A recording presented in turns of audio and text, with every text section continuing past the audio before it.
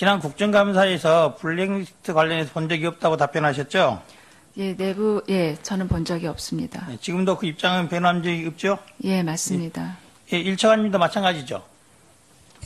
예, 그렇습니다.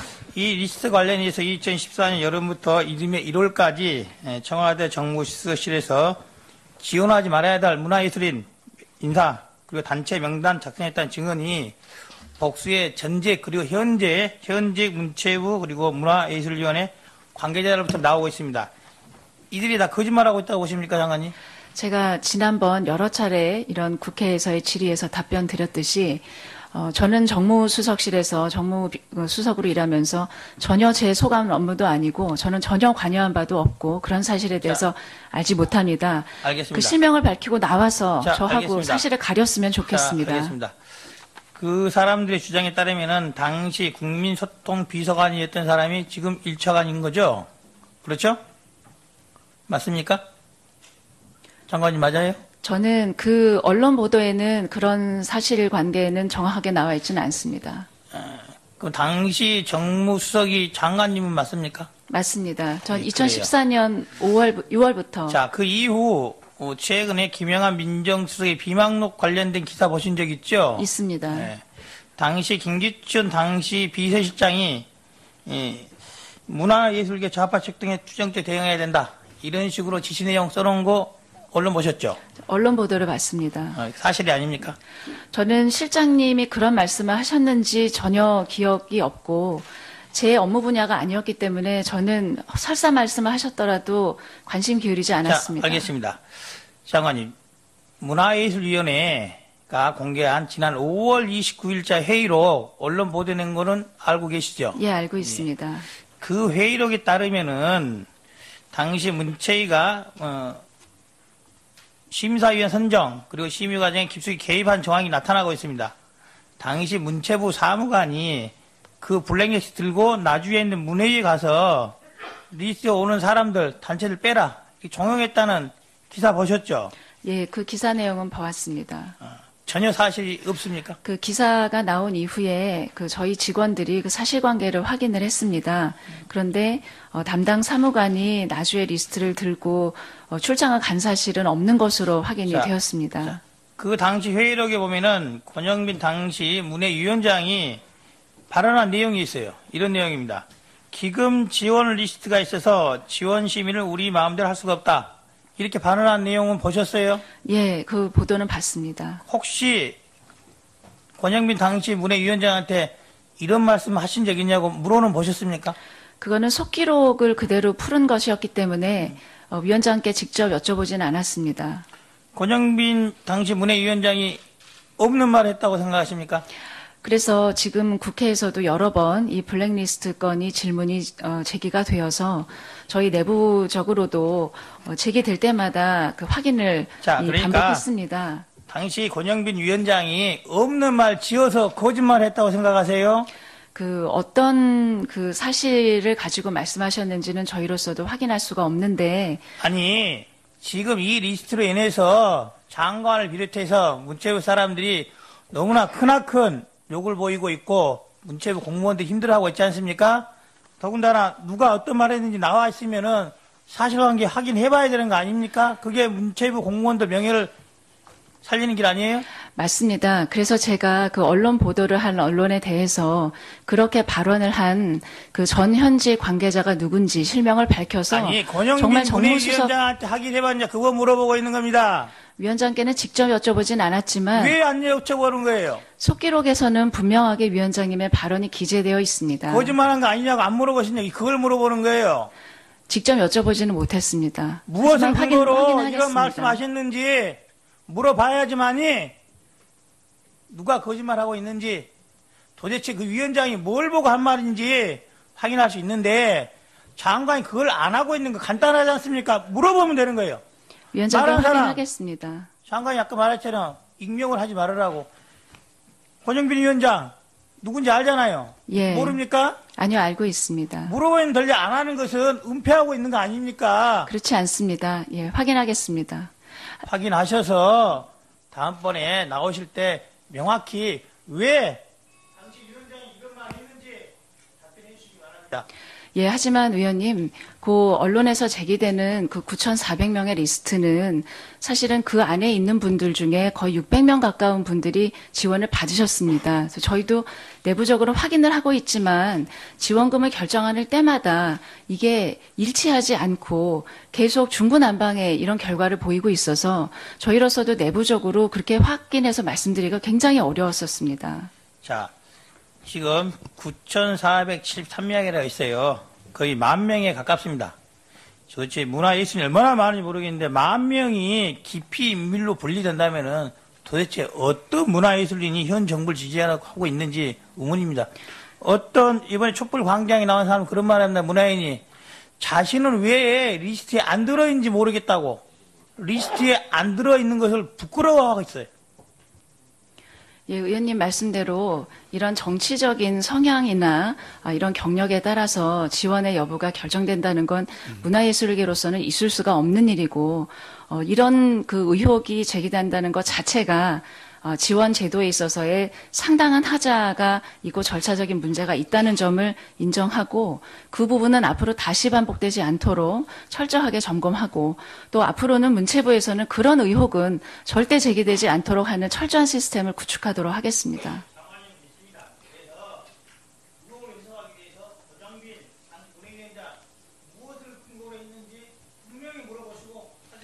예, 그리고 보고 드리겠습니다. 네. 예, 예. 화면으로 이렇게 보니까 안색이 많이 안 좋으시던데 건강은 어떻습니까? 괜찮습니다. 압수수색 물품은 어떤 것이었습니까? 제가 압수수색에 관해서 말씀을 드릴 수 있는 건지는 잘 모르겠습니다. 네, 좋습니다.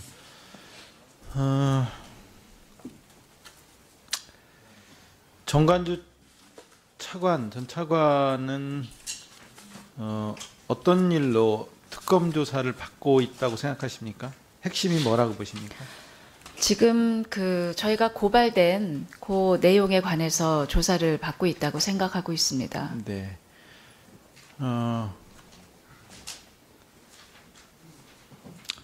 저도 이 문화부가 이 지경이 된 거에 대해서 저도 마음이 무겁습니다.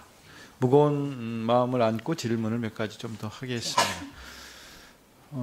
유진영 장관은 블랙리스트를 퇴임 전에 봤다고 하고 김정덕 장관은 블랙리스트 관련해서 상의를 하려고 가면 짜증을 내고 보여주지 말라고 했다고 하고 권영빈 위원장은 유진영 장관은 막아주었는데 김정덕 장관은 그냥 내려보냈다고 하고 조윤선 장관님은 못 봤다고 하고 지금 실국장들도 지금 핸드폰을 다 빼앗겼죠. 예, 일부 그 대상이 된 실국장이 이영 있습니다. 국장님 핸드폰 빼앗겼습니까? 핸드폰 빼앗겼어요? 돌려받았다고. 돌려받았어요? 예. 송 실장님도 그랬습니까? 송수근 실장님도 핸드폰 저는 제출했습니다. 제출했어요? 핸드폰 제출한 분 손 좀 들어봐 주실래요? 우상일 국장님 또 아이고 내리세요. 네. 부선에 블랙리스트 관련해서 알고 있는 직원이 없다고 장관님 아니요, 의원님, 그러셨는데 이 문제를 전체를 알고 있는 직원이 네네.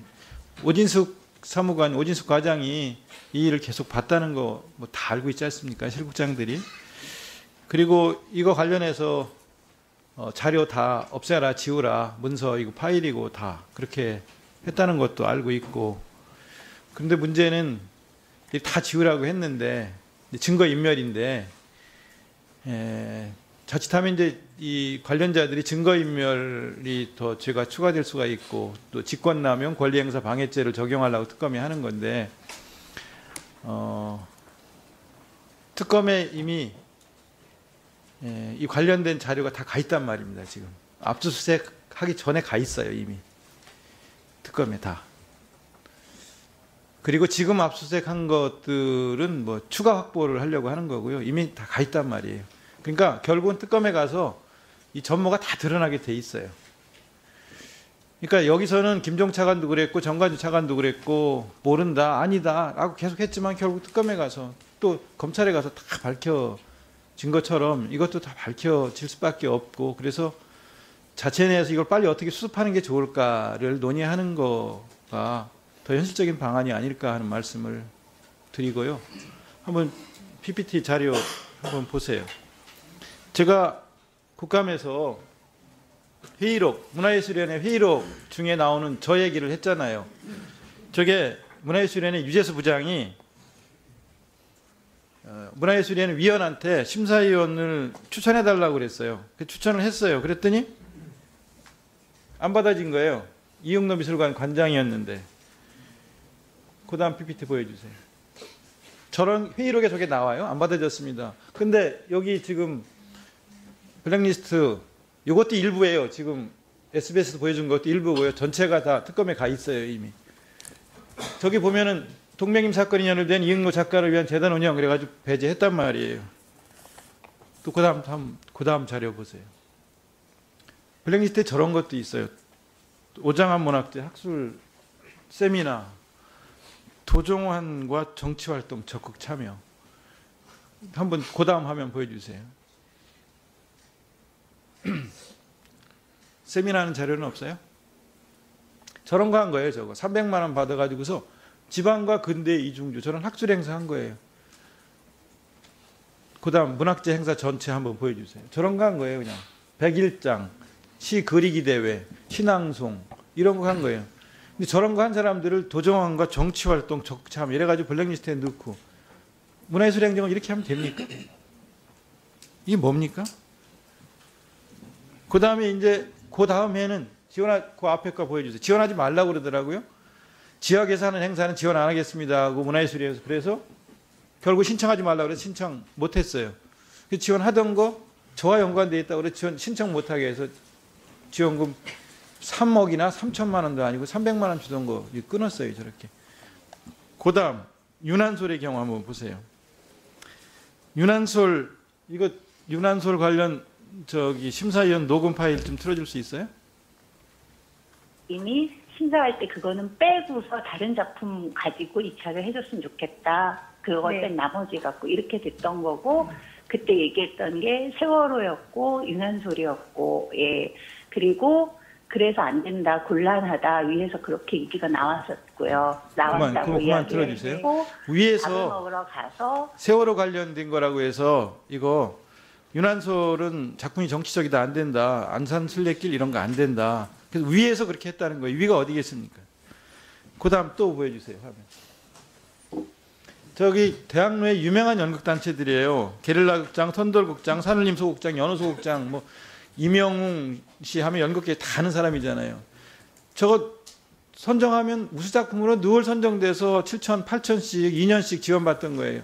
근데 저기 문재인 지지를 했다고 그래서 지원을 안 해줘야 하는데 해주지 말라고 했는데 단체는 심사해 보면 점수는 높이 나오고 우수하고 근데 어떻게 안 해줄까? 그러다가 생각해낸 게 뭐냐면 연초에 사업 공고 하던 거 안 하면서 대학로에 있는 극장은 지원 안 한다 이렇게 한 거예요. 이런 식으로 하고 그다음에 10월쯤에 그런 거 같아요. 10월쯤에 신사기록을 작성하면 그럼 어떻게 합니까? 이거 공연 어떻게 합니까? 이런 식으로 계속 불이익을 주는 거예요. 우수문예지도 원래 10억 세운 거 저기 뭐 천년의 시작이라든가 이런 거 다 잡지 이름인데요. 우수문예지 이거 지원 안 할 수는 없고 하지는 말라고 하고 그러니까 10억 중에 3억만 쓰고 7억은 그냥 안 써버린 거예요. 딴 데 쓴 거예요. 이거 블랙리스트를 보여주면서 불이익을 주라고 하니까 별짓을 다 하게 되는 거예요. 행정이 엉망진창이 되는 거예요. 그리고 한강 같은 사람도 탈락시키게 되고 한강이 맨부커상 받은 작가인데 이런 사람 탈락시키고 배제했어요. 소년이 온다 같은 작품은 채식주의자보다 훨씬 뛰어난 작품이에요. 그런 평가를 받는 작품인데 그거 다 배제하는 거예요. 고은 선생 배제하고 노벨문학상 후보로 늘 거론되는 고은 선생 배제하고 손숙 씨 같은 분 그런 거 다 배제하고 그럼 누가 문화예술을 해요? 문화부가? 장관님 한 말. 의원님 저도 지금 굉장히 혼란스럽습니다. 말씀해주신 문체부 블랙리스트의 극단 산울림의 임영웅 선생님은 이번에 얼마 전에 제가 금관 문화훈장을 드렸던 분입니다. 이번에 심사해서